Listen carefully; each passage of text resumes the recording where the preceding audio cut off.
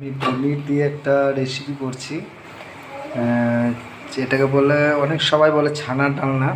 তো ছানার বল করে আমি ছানার ডালনা করছি। এখানে ছানার বলগুলো আছে, আর এটা আমার মশলা তৈরি হচ্ছে। আগের থেকে দেখাতো তো, কিন্তু আমি হঠাৎ করলাম বা হঠাৎ দেখাচ্ছি। এই যে ছানার ডালনার মশলা তৈরি হচ্ছে। তো দেখা যাক কেমন কি হয় বা কীরকম লাগে খাওয়া খেতে। প্রথম ট্রাই করলাম, প্রথম আমি ভিডিও করলাম, দেখা যাক। মশলা কষা হয়ে গেছে, তেলটা ছেড়ে দিয়েছে। তো তেল ছেড়ে দিয়েছে মানে মশলা আমার হয়ে গেছে কষা। তো আমি মশলা কষা হয়ে গেলে এখানে একটু মশলাতে একটু জল দিচ্ছি, যাতে গ্রেভিটা করা হয় ভালো, যাতে ছানার বলগুলো ভালো ডুবে, তার জন্য। তো জলটা এবার আমি ভালো হাই ফ্লেমে এবার ফুটিয়ে নেবো, আর চেখে দেখে নেবো নুন মিষ্টি সব ঠিক আছে কি না। এরকম মশলাটার গ্রেভিটা এরকম ফুটছে, মানে নুন মিষ্টি সব দেওয়া হয়েছে। মুখে চেখেও দেখলাম ভালো টেস্ট হয়েছে। তো এটা করতে এমন কিছু টাইম লাগে না, খুব তাড়াতাড়ির ভেতরে হয়। এটা করতে শুধু আমি নিয়েছিলাম পেঁয়াজ, দুটো পেঁয়াজ নিয়েছিলাম। আমি মোটামুটি ছানার বলটা 16 পিস বা 14 পিসের মতো বানিয়েছি।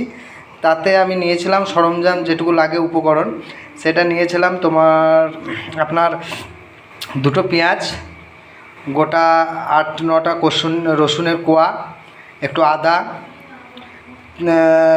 শুকনো লঙ্কা দুটো, কাঁচা লঙ্কা দুটো, আর টমেটো নিয়েছিলাম একটা, একটু জিরে।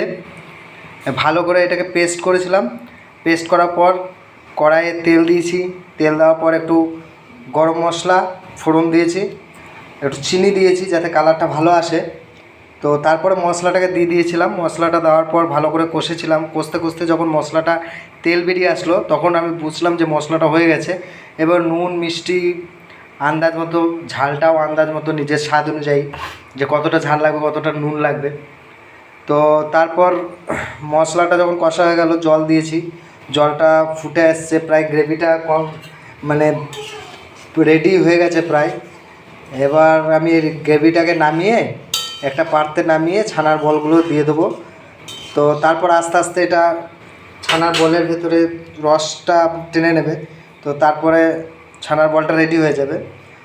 তো এরকমভাবে আমি প্রথম ট্রাই করলাম, মানে ভিডিওটাও প্রথম করলাম, আর রেসিপিটা 2-3 বার করেছি আমি। এটা প্রথম করছি, আর একবার আপনাদেরকে দেখানোর চেষ্টা করলাম, এবং কেমন হয়েছে বা কেমন হবে বলতে পারছি না। তো দেখা যাক কেমন হয়। তো আমার ছানা ডালনা রেডি হয়ে গেছে, আমি একটা পাত্রে ঢেলে নিয়েছি। তো ঢালার পর দেখুন এরকম দেখতে হয়েছে বা এরকম কালার এসছে। তো আপনারাও মানে করে দেখবেন, খেয়ে দেখবেন কেমন টেস্ট হয় বা কেমন কী। আজকে প্রথম করলাম, যদি আপনারা উৎসাহ দেন বা আপনারা যদি সাহায্য করেন, তাহলে আমি এরকম ভিডিও আবার করতে পারবো। এবং এটা ফার্স্ট করলাম, তো কেমন কী হয়েছে না হয়েছে জানি না, বা কেমনভাবে করতে হয় সেটাও জানি না। তো সবাই ভালো থাকবেন এবং আশীর্বাদ করবেন যেন আমি আবার পরে ভিডিও করতে পারি। ধন্যবাদ সবাইকে।